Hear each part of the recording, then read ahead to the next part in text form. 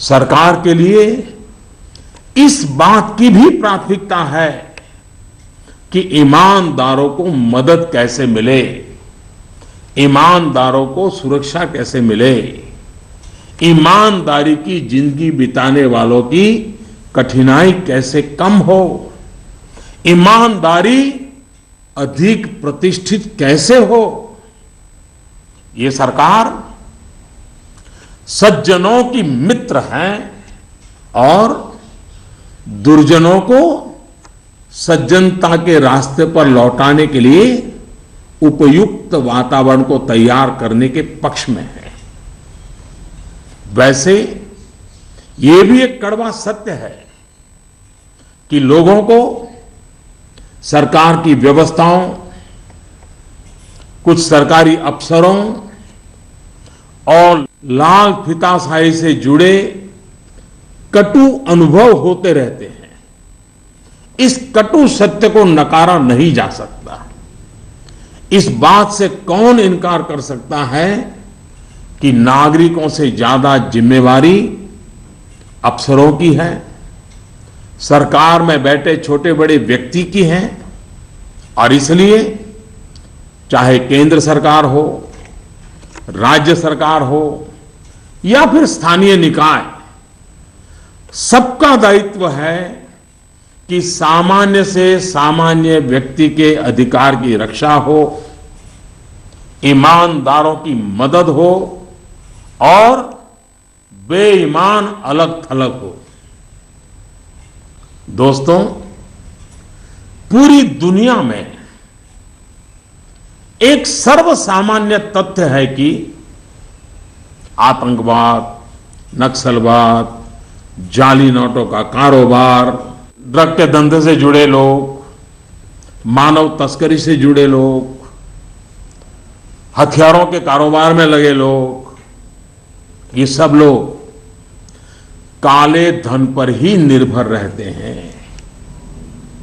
ये समाज और सरकारों के लिए नासूर बन गया है।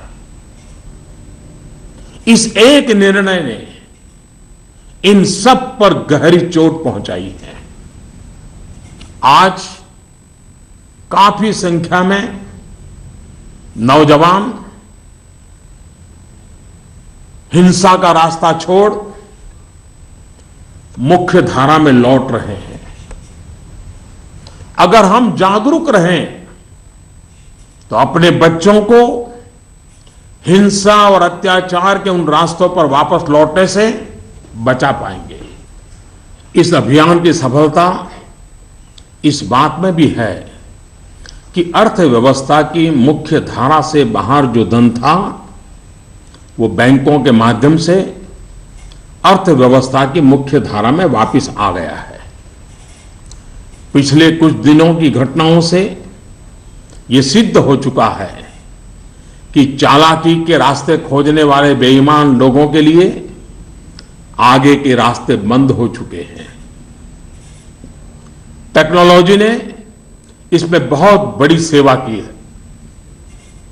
आदतन बेईमान लोगों को भी अब टेक्नोलॉजी की ताकत के कारण काले कारोबार से निकलकर कानून नियम का पालन करते हुए मुख्य धारा में आना ही होगा।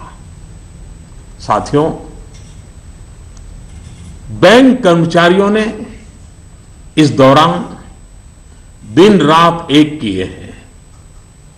हजारों महिला बैंक कर्मचारी भी देर रात तक रुककर इस अभियान में शामिल रही है। पोस्ट ऑफिस में काम करने वाले लोग, बैंक मित्र, सभी ने सराहनीय काम किया है। हां, आपके इस भगीरथ प्रयास के बीच कुछ बैंकों में कुछ लोगों के गंभीर अपराध भी सामने आए हैं। कहीं कहीं सरकारी कर्मचारियों ने भी गंभीर अपराध किए हैं और आदतन फायदा उठाने का निर्लज्ज प्रयास भी हुआ है।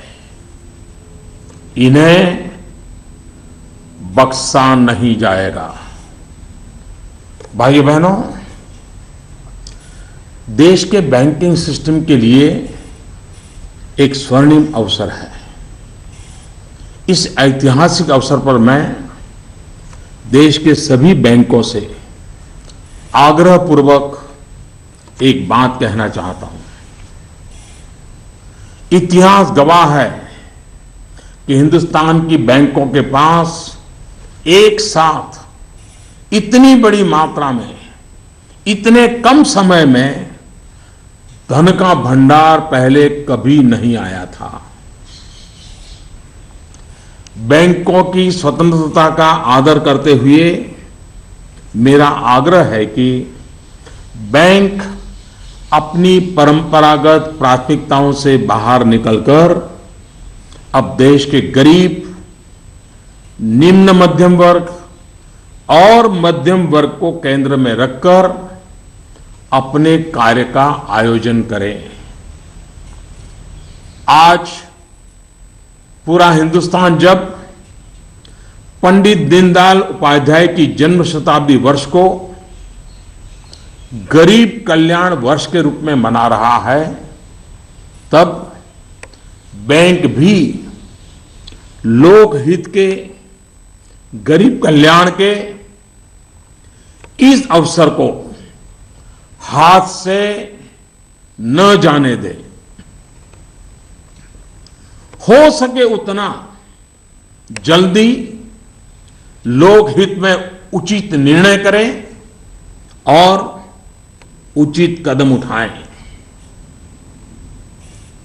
जब निश्चित लक्ष्य के साथ नीति बनती है, योजनाएं बनती हैं, तो लाभार्थी का सशक्तिकरण तो होता ही है, साथ साथ इसके तात्कालिक और दूरगामी फल भी अवश्य